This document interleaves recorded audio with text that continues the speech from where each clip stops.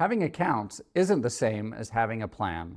Hi, I'm Carl Woolston, founder of Thrive Retirement Planning. Most people I meet have done a great job of saving. They have 401ks, IRAs, brokerage accounts, savings, and sometimes investment real estate. But when retirement approaches, something shifts. The question is no longer, how much can I accumulate? It rather becomes, how do I use what I've built confidently and intentionally?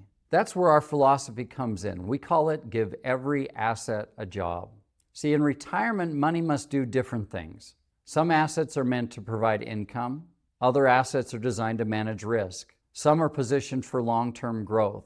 Some money may support healthcare or legacy goals. But when money isn't assigned a clear role, everything feels uncertain. And then people often hesitate, which leads to underspending. They second-guess their decisions.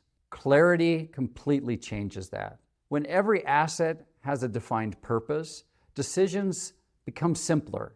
Spending feels intentional, and confidence replaces uncertainty. If you'd like to see what that would look like in your situation, click Get Started and schedule a Clarity and Fit session.